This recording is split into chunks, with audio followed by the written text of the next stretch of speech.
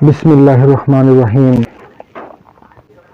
ইচ্ছা থাকিলে উপায় হয়। যদি আমাদের ইচ্ছা থাকে যে আমরা কঠিন জিনিসগুলো ভালো করে আত্মস্থ করব, তাহলে আমরা অতি সহজে কঠিন জিনিস আত্মস্থ করতে পারবো। এটা মনে রাখবে, যদি কঠিন জিনিস একবার আত্মস্থ করা যায়, এটা ভুলা আরো বড় কঠিন। যত কঠিন জিনিস মাথার মধ্যে সেট করা যায়, সেই জিনিস কখনো মাথা থেকে বের হবে না, এটা স্থায়িত্ব অনেকদিন থাকবে। আর আল্লাহ পাকের কাছে সব সময় দোয়া করতে হবে যাতে কঠিন জিনিসটা সহজে আত্মস্থ করা যায়। এই জন্য কঠিন জিনিস পড়ার আগে আল্লাহর কাছে সাহায্য চাইতে হবে। আমরা সবাই একসাথে বলি, যেহেতু আজকে কঠিন একটা বিষয় নিয়ে কথা বলবো, আমরা একসাথে সবাই বলি, রাব্বি জিদনি ইলমা, রাব্বি জিদনি ইলমা, রাব্বি জিদনি ইলমা। আল্লাহর কাছে চাইতে হবে। দেখবেন যত কঠিন জিনিসই থাকুক না কেন, ইনশাআল্লাহ সবকিছু সহজ হয়ে যাবে।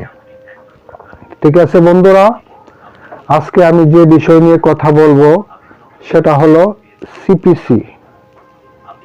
সিপিসির প্রথম যে ধাপ, এই ধাপ নিয়ে কথা বলবো। আশা করি যদি আমরা প্রথম ধাপগুলো আমরা আত্মস্থ করতে পারি, তাহলে পরবর্তী যে বিষয়গুলো থাকবে অটোমেটিক আমরা বুঝতে পারবো এবং অতি সহজে আমরা আত্মস্থ করতে পারবো। তাহলে আজকে আমি যে বিষয় নিয়ে কথা বলবো, যে একটা মামলা কিভাবে শুরু করতে হবে, একটা মামলার শুরু থেকে শেষ পর্যন্ত প্রতিটি ধাপ কিভাবে অতিক্রম করতে হয়, সেই বিষয় নিয়ে কথা বলবো।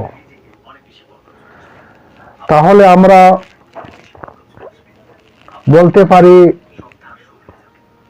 যখন একজন ক্লায়েন্ট আপনার কাছে আসবে, সমস্যা নিয়ে আসবে, তখন একজন আইনজীবীর প্রথম যে কাজ, সেটা হলো ওনার বিষয় নিয়ে উনি একটা আরজি লিখবে। আদালতের কাছে যাইতে হলে মুখে কথা বলা যাবে না। আরজির মাধ্যমে বাদীর যে দাবি, সেই দাবি আদালতের কাছে উপস্থাপন করতে হবে। যেমন আমরা যখন থানাতে জিআর মামলার ক্ষেত্রে আমরা থানাতে কি করি, জিআর মামলা দায়ের করি। জিআর মামলা মুখে বললে ওসি সাহেব লিখবেন, আর যদি লিখে নিয়ে যান তাহলে স্বাক্ষর নিয়ে উনি জিআর মামলা প্রস্তুত করবেন। আবার যদি আমরা সিআর মামলার কথা বলি, ঠিক তদ্রূপ সিআর মামলা নালিশের মাধ্যমে দায়ের করা হয়। কিন্তু আজকে যে বিষয় নিয়ে কথা বলবো, এটা একটা ভিন্ন বিষয়। আমরা একটা আরজি প্রস্তুত করে আদালতের কাছে নিয়ে যেতে হবে। তাহলে আমরা যদি প্রথম একদম জিরো থেকে শুরু করি, তাহলে প্রথম যে বিষয়টা, যেমন নাম্বার 1, 1 নাম্বার যে বিষয়, তা হলো প্লেইন্ট, PLAINT, প্লেইন্ট। প্লেইন্ট মানে কি? আরজি। আরজি উপস্থাপনের মাধ্যমে দেওয়ানি আদালতের কার্যক্রম শুরু হয়। তাহলে দেওয়ানি আদালতের সর্বপ্রথম যে বিষয় আমাদেরকে জানতে হবে, সেটা হলো প্লেইন্ট। প্লেইন্টের বাংলা হলো আরজি। এখন আমাদেরকে বুঝতে হবে যে এই আরজি কোথায় বলা হয়েছে, এই আরজি আমরা কোথা থেকে পেলাম। বন্ধুরা, একটার সাথে একটা কানেক্টেড। যেমন আমরা যদি চা খেতে যাই, তাহলে চিনি দরকার, পানি দরকার, দুধ দরকার। চিনি ছাড়া চা হবে না, পানি ছাড়া চার কোনো মূল্য থাকবে না, মানে একে অপরের পরিপূরক। ঠিক তদ্রূপ যদি দেওয়ানি কার্য যদি বুঝতে হয়, কোনো কিছু বাদ দেওয়া যাবে না, একদম দাড়ি কমা আত্মস্থ করতে হবে, নতুবা সিপিসি কখনো বোঝা যাবে না। সিপিসি আসতে গেলে একদম টোটাল বিষয়গুলো আপনাকে আত্মস্থ করতে হবে। ঠিক আছে বন্ধুরা, প্রথম যে বিষয় সেটা হলো প্লেন। আরজির মাধ্যমে একটা দেওয়ানি কার্যক্রম, মামলার কার্যক্রম শুরু হয়। তাহলে আরজিটা কোথায় পাওয়া গেল? আমরা জানি দেওয়ানি যে কার্যবিধি, CPC the code of civil procedure, দুই ভাবে বিভক্ত। একটা হলো ধারা, একটা হলো অর্ডার। যেমন এখানে প্লেন্ট আছে, এই প্লেন্টের মধ্যে এই প্লেন্ট সম্পর্কে বলা আছে ধারা 26। এই 26 ধারায় প্লেন সম্পর্কে বলা আছে। কিন্তু প্লেন কখন উপস্থাপন করবে, কিভাবে লিখবে, এটার কাঠামো কি হবে, সেই বিষয়গুলো জানতে গেলে আমাদেরকে যেতে হবে অর্ডার। এই যে অর্ডার, আদেশ, এই আদেশে যেতে হবে আমাদেরকে। তাহলে প্লেন সম্পর্কে ধারা 24-এ বলা হয়েছে, অর্থাৎ এটা হলো শিরোনাম। আমরা যখন সংবাদ দেখি, প্রথম কিছু বিষয় দ্রুত মানে একটা শিরোনাম উপস্থাপন করা হয়, তারপরে বিস্তারিত সংবাদটা দেওয়া হয়। তাহলে এই যে 26 দ্বারা আমরা এটা শিরোনাম হিসাবে আমরা নিতে পারি যে প্লেন সম্পর্কে বলা হয়েছে, এবং প্লেন কি, কিভাবে প্লেন দায়ের করতে হবে, একটা প্লেন্টের মধ্যে, একটা আরজির মাঝে কি কি বিষয় থাকবে, যাবতীয় যা আছে সবকিছু জানতে গেলে আমাদেরকে যেতে হবে এই অর্ডারে। তাহলে প্লেন সম্পর্কে কোথায় কোথায় বলা হয়েছে আমরা সেই বিষয়টা জানবো। অর্ডার 4, অর্ডার 6, এই প্লেন সম্পর্কে সিপিসির মধ্যে এই বিষয়গুলো জানতে হবে। তাহলে আমরা কি করব? আমরা একটা প্লেন কিভাবে প্রস্তুত করব, একটা আরজি আমরা কিভাবে প্রস্তুত করব, সেই বিষয়গুলো জানার জন্য আমরা অত্যন্ত সঠিকভাবে খুঁটিনাটি বিষয়গুলো বুঝে আমাদেরকে অর্ডার 4, 6 এবং 7, 4, 6 এবং 7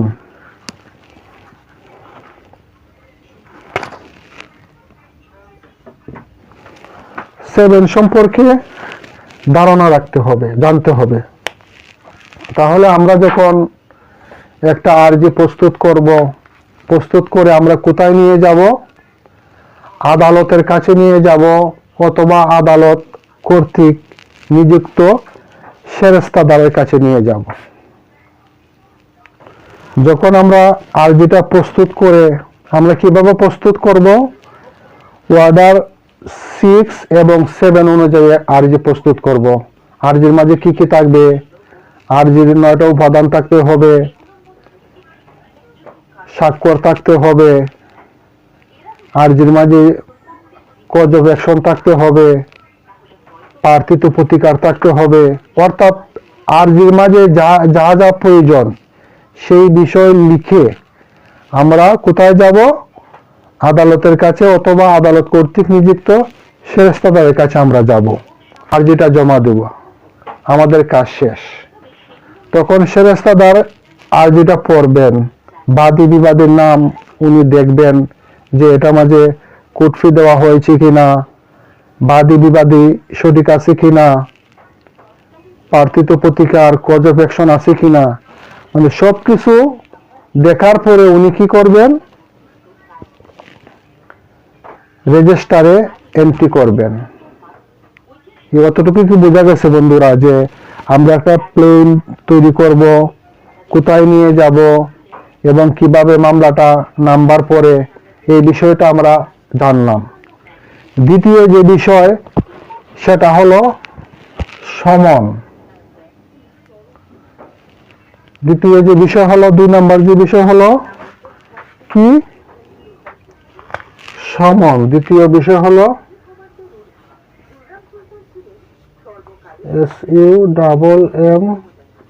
SUMMON, সমন, SRAD।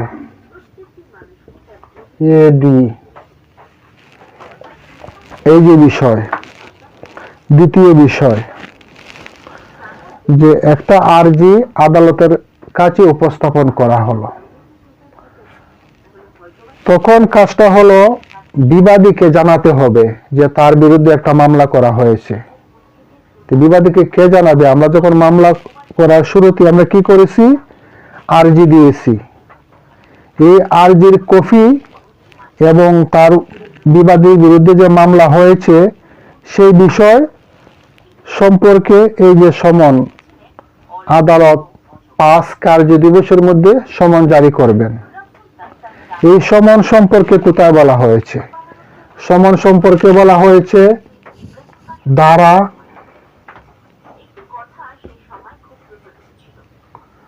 27। ধারা 27-এ সমন সম্পর্কে বলা হয়েছে। বিস্তারিত কোথায় জানবো আমরা? আমরা যে বিস্তারিত জানতে গেলে যেতে হবে অর্ডারে। তাহলে কোথায় আছে আমরা একটু জানবো। অর্ডার 5, রুল 9 থেকে 30। অর্থাৎ সমন সম্পর্কে বিস্তারিত জানতে গেলে আমরা কোথায় যাব? অর্ডার 5, রুল 9 থেকে 30 পর্যন্ত। অর্থাৎ 3 ভাবে সমন জারি করা হয়। বিবাদের প্রতি 3 ভাবে সমন জারি করা হয়, ব্যক্তিগতভাবে সমন জারি করা হয়, বিকল্প পদ্ধতিতে সমন জারি করা হয়, ডাকযোগে সমন জারি করা হয়। তাহলে ব্যক্তিগতভাবে সমন জারি সম্পর্কে বলা হয়েছে অর্ডার 5। অর্ডার 5, রুল 9 থেকে 19। 9 থেকে 19 দ্বারা ব্যক্তিগতভাবে সমন জারি সম্পর্কে বিস্তারিত বলা হয়েছে। আপনারা যখন অর্ডার 9 থেকে 19 পর্যন্ত পড়বেন, দেখবেন যে শুধু ব্যক্তিগত সমন জারি কিভাবে সমন জারি করতে হয়, নিয়ম কারণ যা আছে এভরিথিং সবকিছু বিস্তারিত আলোকপাত করা হয়েছে। তারপরে যে আমরা বিকল্প সমন জারি সম্পর্কে বলা হয়েছে, এটা হলো ব্যক্তিগত।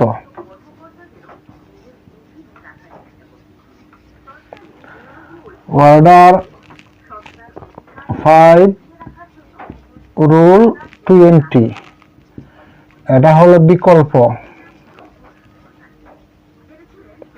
বিকল্প পদ্ধতিতে সমন জারি।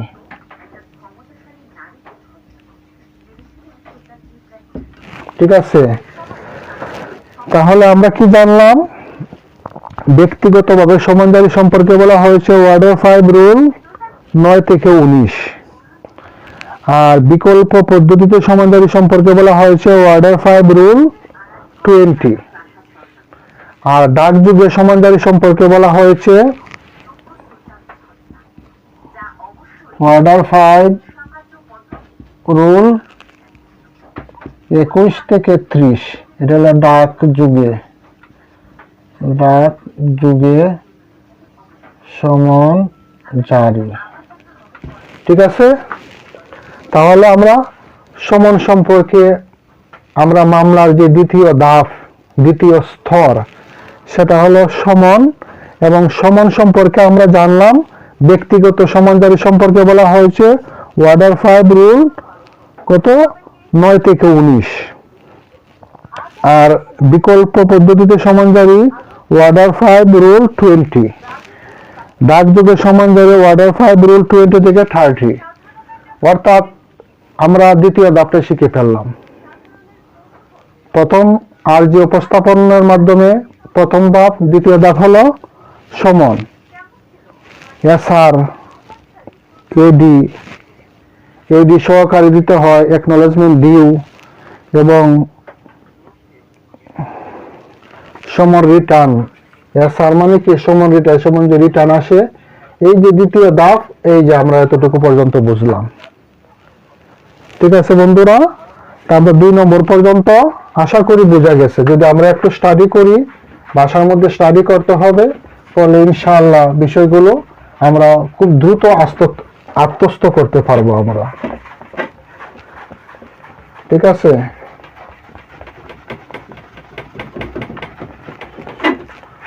তাহলে আমরা এখন পড়ব 3 নাম্বার স্তর, নাম্বার 3। নাম্বার 3-এ কি আছে? আমরা আর যে দিলাম, সমন জারি হলো। এখন বিবাদীর কাজ। বিবাদীর কাজ কি? জবাব প্রদানকরণ। বিবাদীর কাজ হলো জবাব দেওয়া। তাহলে এটাকে আমরা কি বলি? আইনের ভাষায় বলে written statement, WS, written statement. বিবাদী কি করব? বিবাদী জবাব দিবে। রিটেন স্টেটমেন্ট সম্পর্কে কোথায় বলা হয়েছে? এই রিটেন স্টেটমেন্ট সম্পর্কে বিস্তারিত জানতে গেলে আমাদেরকে পড়তে হবে, কি পড়তে হবে? Order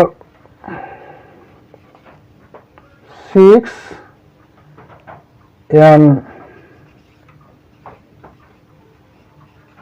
order 8।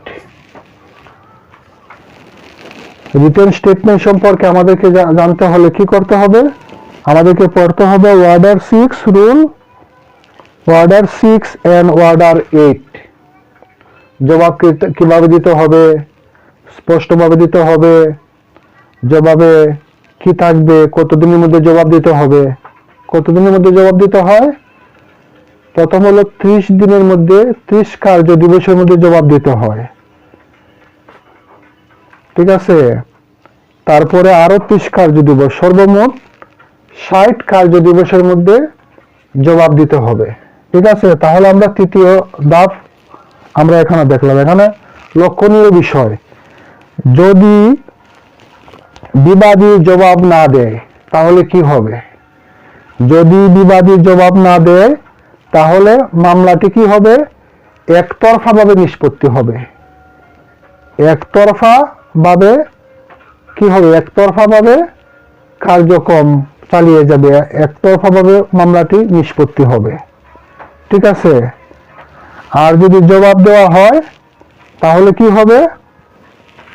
জবাব যদি দেওয়া হয় তাহলে আমরা যাব 4 নম্বরে। জবাব দেওয়ার পরে আসবো ADR, অল্টারনেটিভ ডিসপিউট রেজুলেশন, বিকল্প বিরোধ নিষ্পত্তি।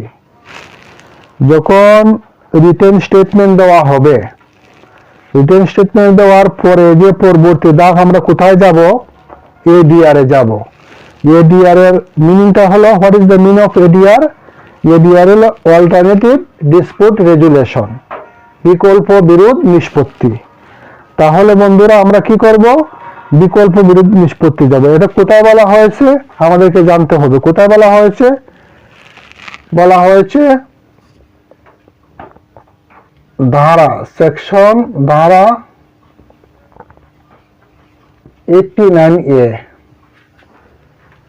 এতে বলা আছে, বিতে বলা আছে, সিতে বলা আছে। 89A তে বিকল্প বিরোধ সম্পর্কে বলা হয়েছে। অর্থাৎ আদালত নিজে বিষয়টা নিষ্পত্তি করতে পারবেন, 1 নাম্বার। 2 নাম্বার হলো অন্য আইনজীবীর মাধ্যমে বিষয়টি নিষ্পত্তি করতে পারবেন। অর্থাৎ বাদী বিবাদী আইনজীবী ছাড়া অন্য আইনজীবীর মাধ্যমে কি করতে পারবেন? বিষয়টা নিষ্পত্তি করতে পারবেন। তৃতীয় হলো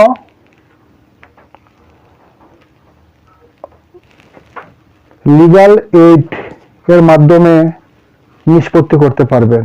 চতুর্থ হলো জেলা জজের মাধ্যমে যে প্যানাল মিডিয়েটর নিয়োগ দেওয়া হয়েছে, তার মাধ্যমেও বিষয়টাকে নিষ্পত্তি করা যেতে পারে। তাহলে আমরা চারটা ধাপ আমরা শিখে পারলাম। প্রথম হলো আমাদেরকে জিনিসগুলো মনে রাখতে হবে। প্রথম হলো আরজি, দ্বিতীয় হলো সমন, তৃতীয় হলো জবাব রিটেন স্টেটমেন্ট, চতুর্থ হলো এডিআর। ঠিক আছে বন্ধুরা, আমরা তারপরে যাবে পঞ্চম আমরা কি আছে দেখবো। এখন আমরা পঞ্চম স্তর কি হলো এডিআর পরে কি হবে, যদি এডিআর হয়ে যায় তাহলে এখানে কিন্তু মামলা নিষ্পত্তি হয়ে যাবে, সামনে আর অগ্রসর হওয়া যাবে না। আর যদি এডিআর না হয় তাহলে পরবর্তী স্টেপ কি হবে, ইস্যু গঠন, ফ্রেমিং ইস্যু। ঠিক আছে, ইস্যু গঠন, ফ্রেমিং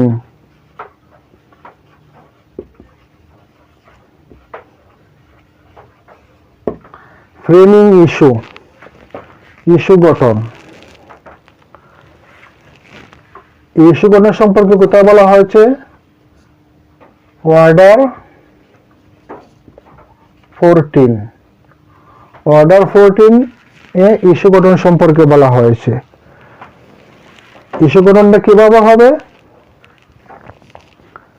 বাদী আরজিতে তার যে পাওনা টাকা বা তার যে দাবি, সেই দাবিগুলো আরজির মাধ্যমে আদালতের কাছে সে প্রতিকার হিসাবে তার দাবি, বিবাদী তার যতটুকু প্রয়োজন সে জবাব দিয়ে দিছে, এবং জবাব দেওয়ার পরে যে বিষয়টা আর কি হবে, বিচার্য বিষয় হবে। অর্থাৎ যে বিষয়টা বাদী যে বিষয় কি করবে, চাইবে, আর বিবাদী যে বিষয়টা অস্বীকার করবে, এটা হলো বিচার্য বিষয়। সেই বিষয় নিয়ে বিচার হবে, এবং বাদী যেটা দাবি করেছে বিবাদী যদি সেটা মেনে নেয় তাহলে ওই ব্যাপারে আর বিচার হবে না। যেহেতু সেটা মেনে নিয়েছে তাহলে এখানেই মীমাংসা হয়ে যাবে। আর যদি সে যে বিষয়টাকে অস্বীকার করবে বাদীর, সেই বিষয়টাই বিচার্য বিষয় হিসাবে নির্ধারিত হবে। তাহলে আমরা বিচার্য বিষয়টা সম্পর্কে আমরা জানলাম।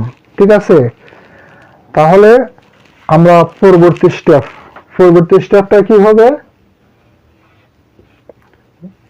পরবর্তী স্টেপ হলো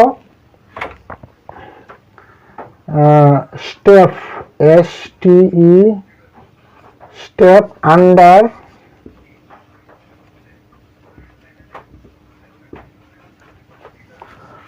সেকশন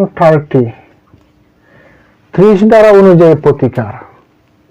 এটা কি জিনিসটা, এটা আসলে খুবই গুরুত্বপূর্ণ যে এক পক্ষ আর এক পক্ষের কাছে প্রশ্ন পাঠাবে, মানে কি জানতে চাইতেছে, দলিল সম্পর্কে প্রশ্ন করতে পারে, অর্থাৎ প্রশ্ন উত্তর পালা আমরা বলি, যে এক পক্ষ আর এক পক্ষের কাছে প্রশ্ন চাইবে। ইভেন আদালতও কোনো কিছু জানতে যদি চায়, আদালতও প্রশ্নের মাধ্যমে বিষয়টা স্পষ্ট হতে পারবেন। তাই এই বিষয়টা খুবই গুরুত্বপূর্ণ, স্টেপ আন্ডার সেকশন 30।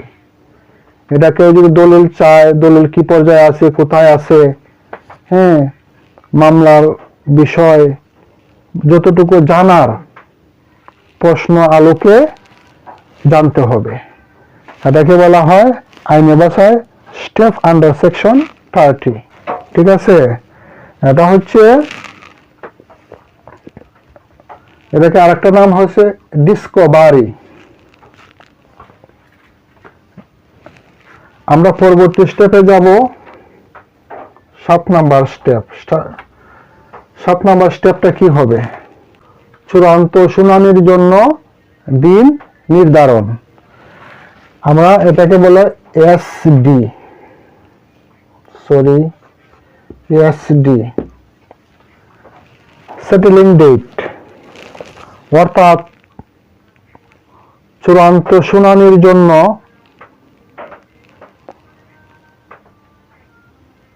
মামলা, অনেকগুলো মামলা রাখা হয় চূড়ান্ত শুনানির জন্য, কিন্তু সবগুলো কিন্তু একসাথে চূড়ান্ত শুনানি করা যায় না। তাহলে কি হবে? সেই জন্য অর্ডার 18 খুব সুন্দর করে বিষয়টা স্পষ্ট করা হয়েছে যে চূড়ান্ত শুনানি পর্যায়ে 100টির উপরে মামলা রাখা যাবে না, আবার 70টার নিচে নামানো যাবে না। অর্থাৎ দৈনিক কার্যতালিকায় 5টি মোকদ্দমা রাখা যাবে। কথাটা বোঝা গেছে যে চূড়ান্ত শুনানির জন্য দৈনিক কার্যতালিকায় 5টি মামলা রাখা যাবে। যদি 70-এর নিচে চলে আসে তাহলে এই যে এসডি, চূড়ান্ত শুনানির জন্য যে মামলাগুলো রাখা হয়েছে সেখান থেকে কি করা হবে? মামলাগুলো এনে 100টি করা হবে। এই জন্য দৈনিক কার্যতালিকায় 5টির উপরে দৈনিক মামলা রাখা যাবে না। এই সম্পর্কে আমরা কোথায় জানবো? অর্ডার 18। যদি আমরা অর্ডার 18 পড়লে আমরা বিস্তারিত জানতে পারবো। তাহলে আমরা কত নম্বর? 7 নম্বর স্টেপ পর্যন্ত আমরা পড়লাম। তারপরে কি হবে? তারপরে যে স্টেপ মামলা নাম্বার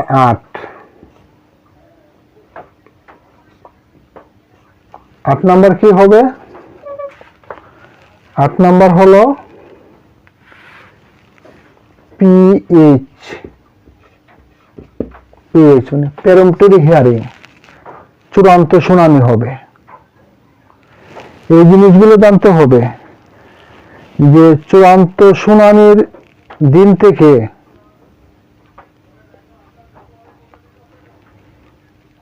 120 দিনের মধ্যে মোকদ্দমা শেষ করতে হয়।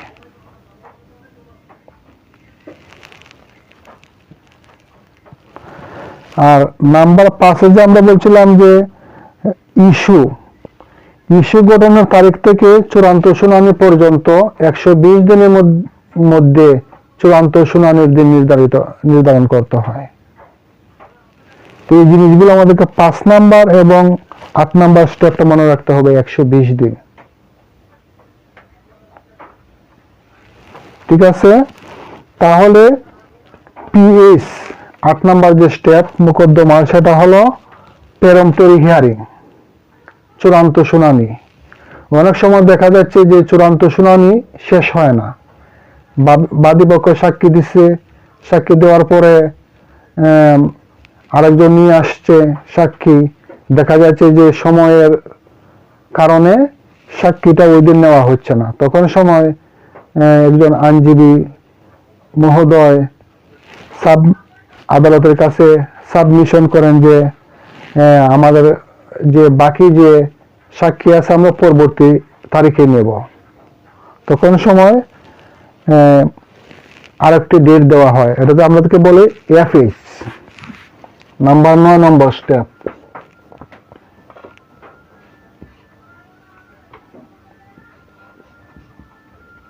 এফএইচ ফার্দার হিয়ারিং, অধিকতর শুনানি। তাহলে আমরা 1 থেকে 9 পর্যন্ত বিষয়টা আশা করি বোঝা গেছে। আমরা 10 নম্বরে কি হবে? যখন ফার্দার হিয়ারিং হয়ে যাবে, 10 নম্বর যে স্টেপ সেটা হচ্ছে আর্গুমেন্ট। 10 নম্বরে কি হবে?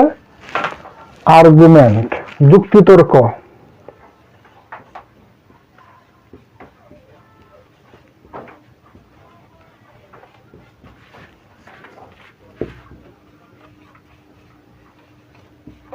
যুক্তি তর্ক। উভয় পক্ষে যুক্তিতর্ক হবে। যখন যুক্তিতর্ক হবে, যুক্তিতর্কের পরবর্তী যে স্টেপ সেটা হলো জাজমেন্ট, রায় ঘোষণা।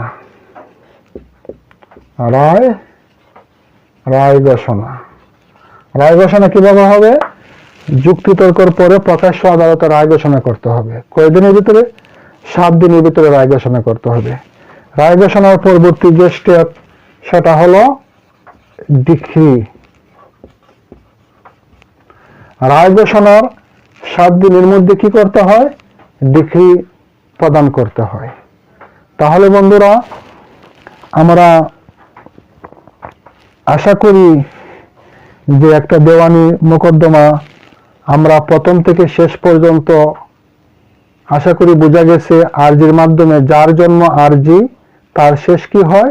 ডিক্রি দিয়ে। এই যে আমরা প্রথম আরজি দিয়ে শেষ শুরু করলাম, তার আরজি দিয়ে একটা দেওয়ানি মোকদ্দমার জন্ম হলো, আর শেষ হলো কি দা? ডিক্রি দিয়ে। তাহলে আমরা এভাবে বলতে পারি, যার জন্ম আরজি দিয়ে তার শেষ হবে ডিক্রি দিয়ে।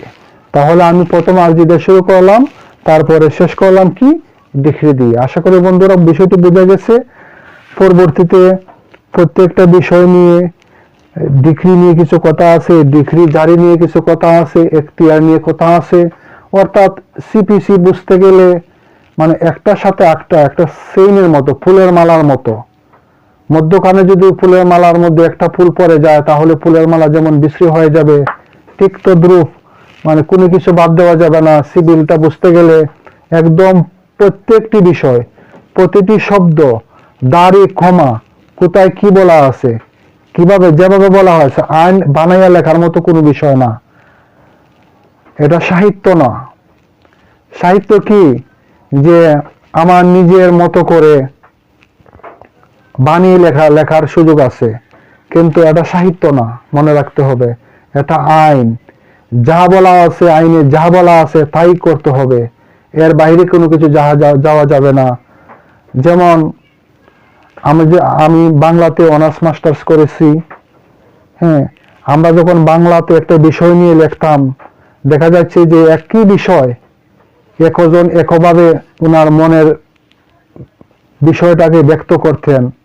যেমন আমরা একটা এক্সাম্পল যদি দিই, যেমন গরুর মাংস, গরুর গোশত। 5টা পরিবার কিনে নিয়েছে, 5টা পরিবারে রান্না করেছে। দেখা যাবে 5 পরিবারের রান্নার স্বাদটা একরকম না। একজনের রান্না অনেক মজা হয়েছে, আরেকজনের রান্না তুলনামূলক কম মজা হয়েছে, আরেকজনের রান্না এক্সিলেন্ট হয়ে গেছে। অর্থাৎ সাহিত্য ঠিক এরকম যে যেভাবে মনের মিল রেখে অলংকার দিয়ে সাজাবে সুন্দর হবে, কিন্তু আইনের বিষয়টা ভিন্ন। আইন যা আছে তাই বলতে হবে, যেভাবে বলা হয়েছে সেভাবে বলতে হবে। মার্ডার করছে, মার্ডার যদি হয়ে যায় তাকে 302 দ্বারা শাস্তি দিতে হবে। মার্ডার হয় নাই, কালপেবল হোমিসাইড হয়েছে, তাহলে কি হবে? যেভাবে বলা, তার যেভাবে যে অপরাধ করলে যার যেমন শাস্তি, ঠিক তদ্রূপ ভাবে শাস্তি দিতে হবে। এখানে কম বেশি করার কোনো সুযোগ নাই। ঠিক আছে বন্ধুরা, আজকে এ পর্যন্ত, অনেক সময় হয়ে গেল। পরবর্তীতে চেষ্টা করব আরো সুন্দর সুন্দর বিষয়গুলো নিয়ে কথা বলবো। সেই জন্য আপনারা সবাই আমার জন্য দোয়া করবেন, যাতে আল্লাহ আমাকে সুস্থ রাখেন এবং আমি যেন বিষয়টা ভালো করে আত্মস্থ করে বিষয়টা আপনাদের সাথে শেয়ার করতে পারি। সবাই সে পর্যন্ত ভালো থাকবেন, সুস্থ থাকবেন। আল্লাহ হাফেজ। আসসালামু আলাইকুম ওয়া রাহমাতুল্লাহি ওয়া বারাকাতুহু।